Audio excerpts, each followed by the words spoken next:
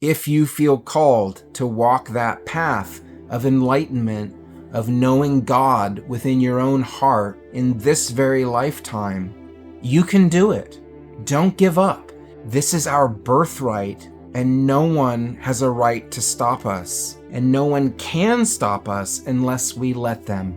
And if we weren't letting them, knowing our true nature would be so easy because it's all around us right now.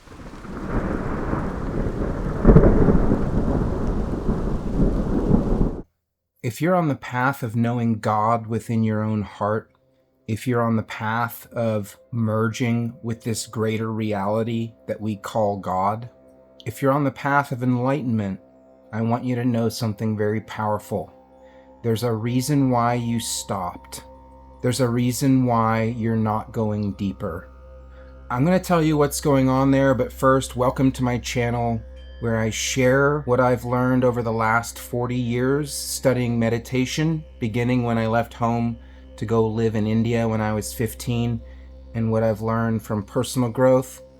Both of those paths, I've had so many amazing teachers over the last 40 plus years, and this channel is about sharing what I've learned with you. So welcome. The reason why you've stopped on your path to knowing God, on your path of enlightenment, is because there are invisible gatekeepers that told you to stop.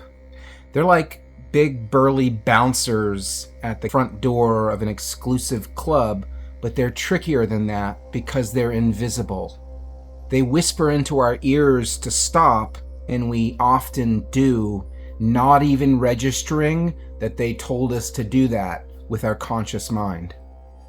You know, maybe bouncers are the wrong metaphor. They're more like ninjas, psychology ninjas that are so stealthy that you don't even know they're there influencing you.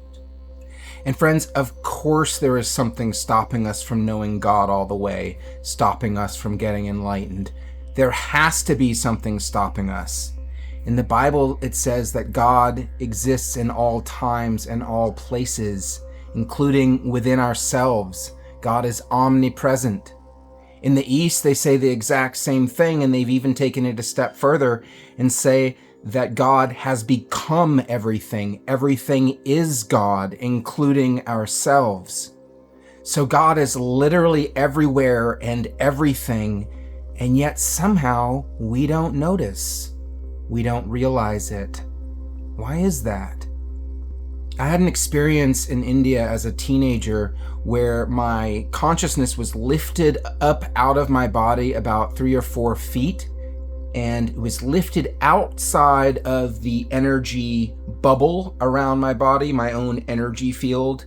And once I was above that energy field, I saw instantly that what I was seeking in India, enlightenment, was already everywhere, all around us. What I was wanting was literally what reality is. God and enlightenment are not far away. They're literally closer than our own breath, than our own thoughts, both inside of us and outside of us. And yet somehow we don't perceive it. Is this just an accidental oversight? Of course not. It couldn't be. Something's going on here, and I'm going to break it down right now.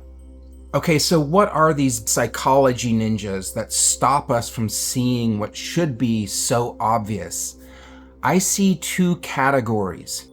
There might be more than 2 categories, I don't know. I can see 2 categories, and so there's at least that many.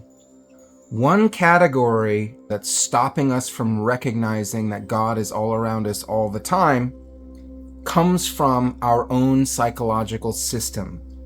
These are our own internal parts, to use IFS language, or in more common language, they are subpersonalities within our own psyche.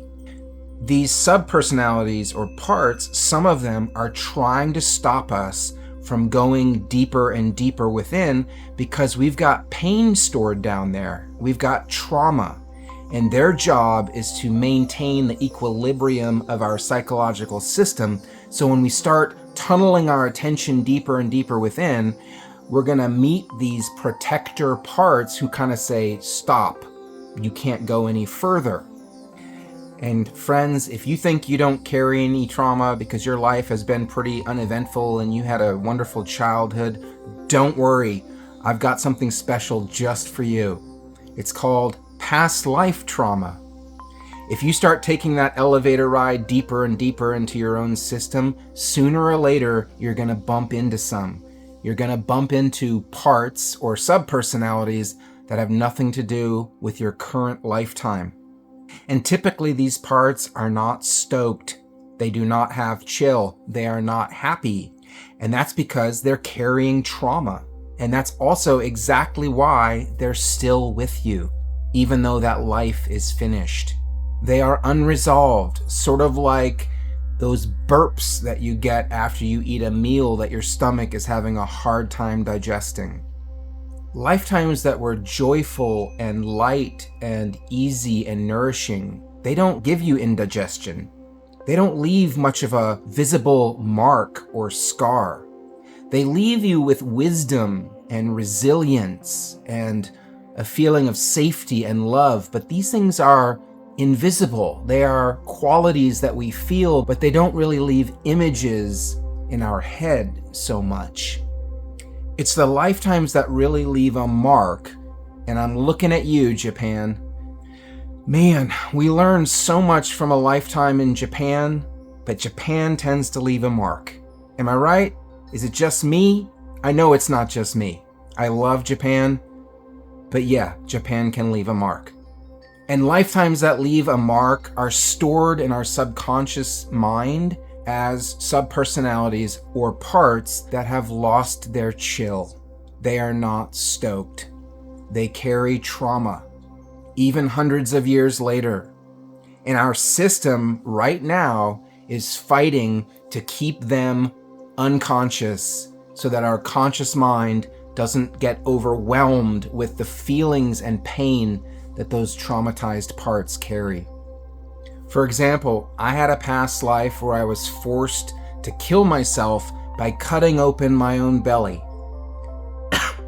Japan. Excuse me.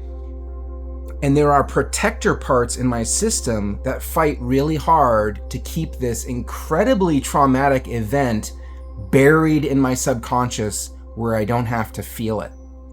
And if I try to go deeper than my stop zone, we could call it, in my system, then these protector parts step forward and say, no go. We don't want you looking any further or any deeper. These parts will also step forward and do their very best to distract me with whatever kind of mind candy I'm particularly susceptible to. So for example, I love sharing my insights with others, and I have parts that will jump forward and start writing social media posts in my mind on whatever insight I may have just had in meditation and try to get me all involved with that instead of going deeper and deeper and deeper. I so often fall for it because it's so much fun for me to write social media posts. It's my calling, and I love it. And they know it. So that's one main category. Our own system fighting to keep us on the surface levels of our mind rather than going deeper and deeper through all the trauma so that we can find what's underneath that, what's underneath the mind or behind the mind, which is, of course, God or enlightenment or whatever word you want to give it. There's another main category of parts, though, that we should be aware of. Both of these main categories, by the way, they're not just passive obstacles. I recognize there are countless types of passive obstacles to going deeper, to knowing God, to getting enlightened, but I'm not talking about the passive obstacles.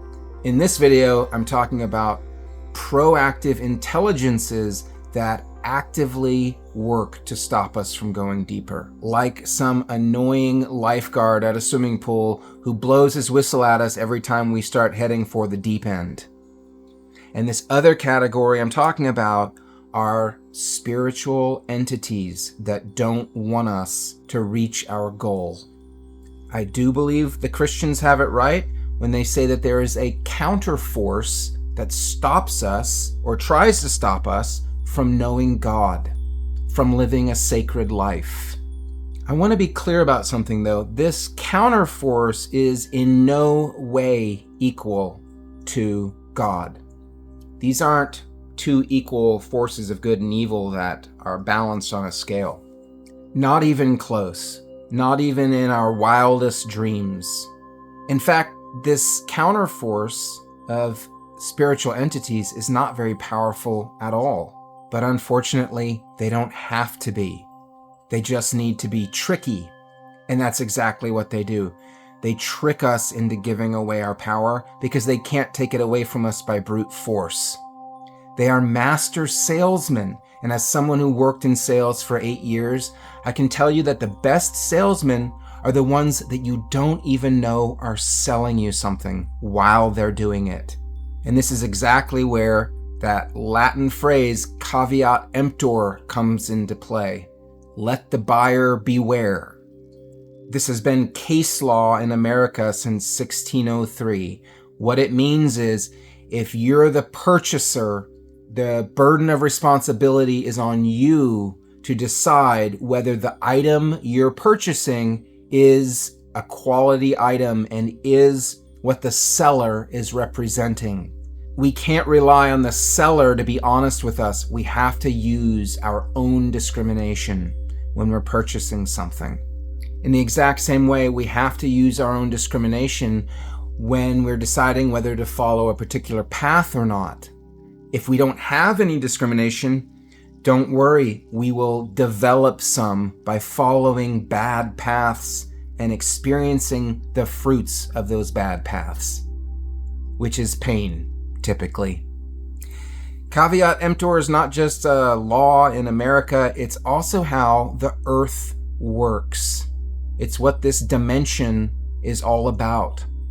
We're here to learn and grow, and we have these forces built into this reality which tempt and trick us into making missteps so that we develop diamond-like discrimination and wisdom, which we do eventually, although it might take a lifetime or 2 or 3 or 300.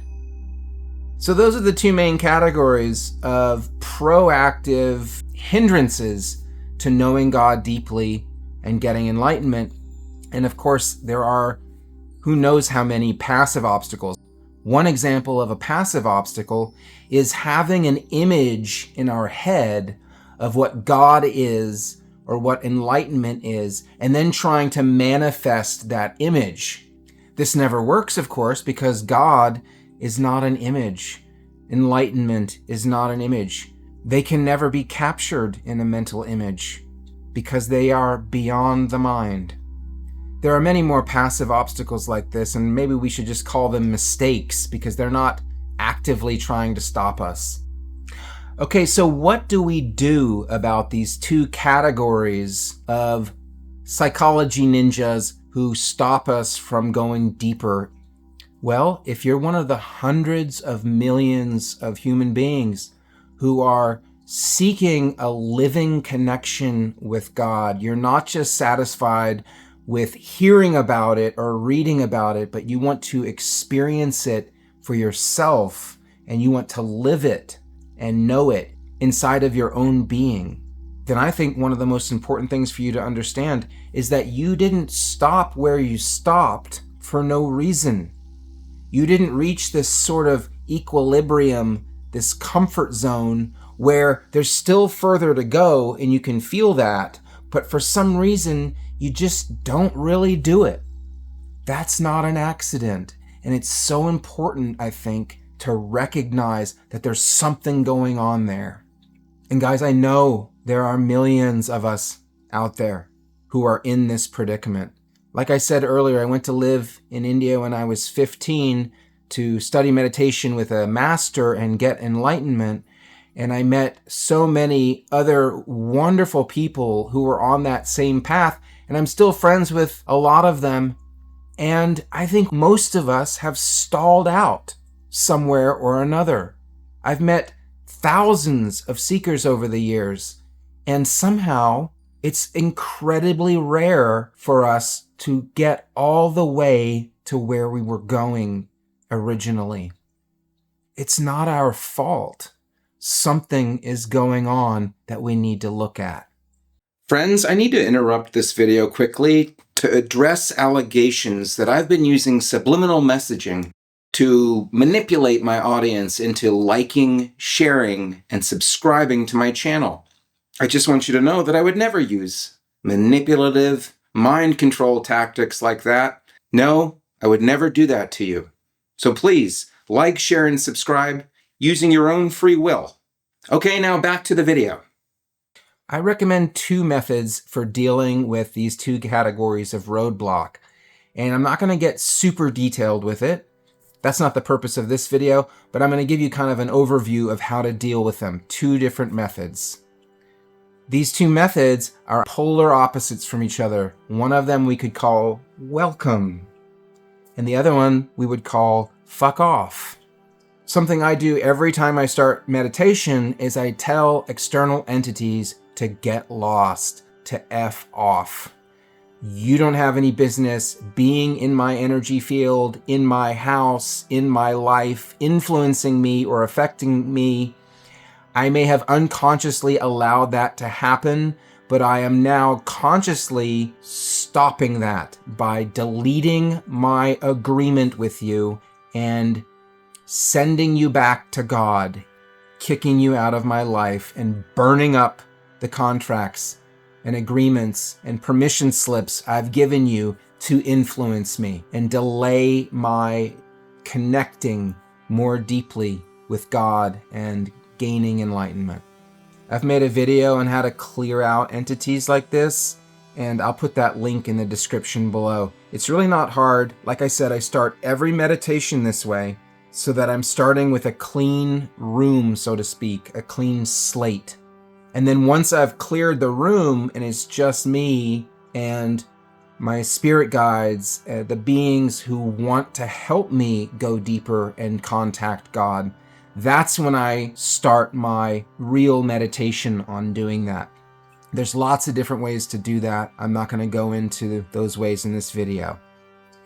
So then once we start going deeper using our regular meditation method, that's when we will start to come into contact with these protector parts who try to stop us out of fear that we will be overwhelmed by the pain that we carry deep down inside from past events.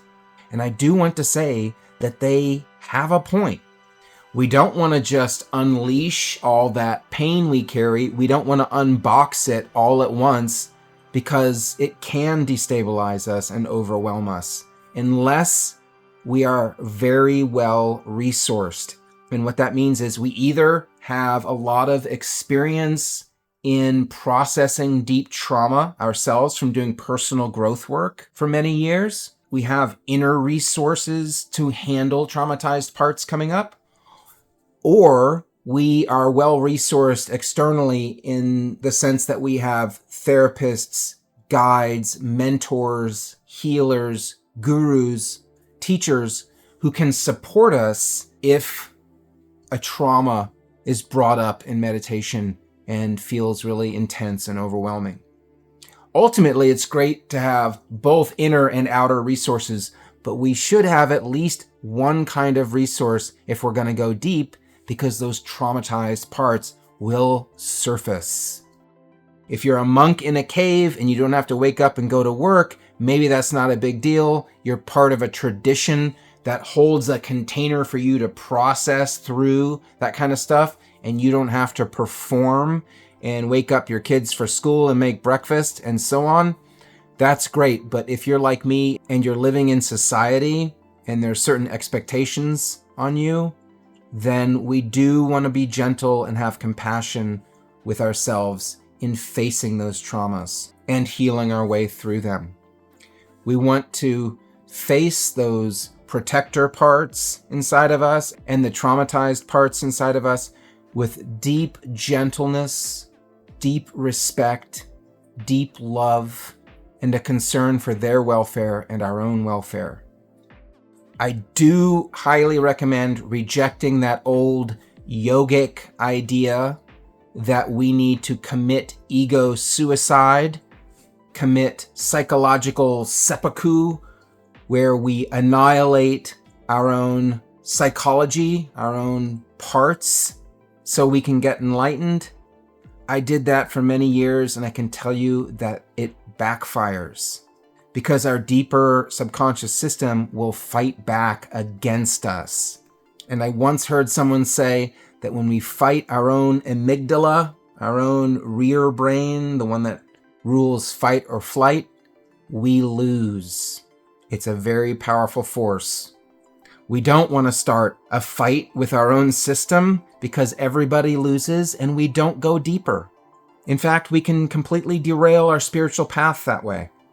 So my recommended strategy for dealing with these internal roadblocks is that welcoming.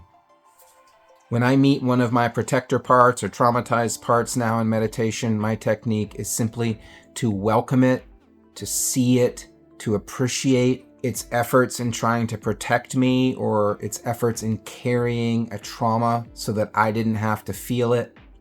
And I really try to witness those parts. I don't try to change them. I don't run up and try to give them a big hug. I did that once, and it was way too much for that part. It freaked out. It did not want to be touched. It was barely recognizing what was going on and who the heck I was. I don't change them or intrude on them. I just stand nearby, witness them, love them, and appreciate them, and see where they want to go with it. Sometimes I do ask them to step aside if they are being really intrusive on my meditation and they're trying to stop me. I explain to them now what I'm doing. I let them know that I'm not trying to annihilate them or hurt them or get rid of them, that I'm just wanting to go deeper and see the source of my own consciousness and the source of their consciousness. And I reassure them that this will be a loving, gentle, warm, wonderful experience for us both, that it's not going to hurt them or annihilate them. So will they please step back and let me continue doing what I'm doing? And usually they do, if they can. Some of them are kind of agitated, and that's all right. I let them be agitated. I witness them with love. In this practice, there is no internal war, no fighting or strife. It's just seeing and loving. And honestly, that's a really good description of my meditation method. Just seeing and loving. And that's also a really good description of God and of enlightenment. Seeing and loving. So friends, the last thing I want to say is I want to encourage you to keep going deeper and deeper. If you feel called to walk that path of enlightenment, of knowing God within your own heart, your own being, to know your own source, to know your creator in this very lifetime, you can do it. We can reach that in this very lifetime. Don't give up. Keep going. This is our birthright, and no one has a right to stop us. And no one can stop us unless we let them. And if we weren't letting them, knowing our true nature would be so easy because it's all around us right now. We don't have to build a brand new skyscraper to reach it. We don't have to work for 50 years to put $1 million into our bank account. Our bank account is already overflowing, and there's a debit card already right in our wallet. We just have to claim it. As usual, I'm just telling you what I also need to hear. I hope you find it helpful. If you did, again, please like, share, and subscribe. Appreciate you. Cheers.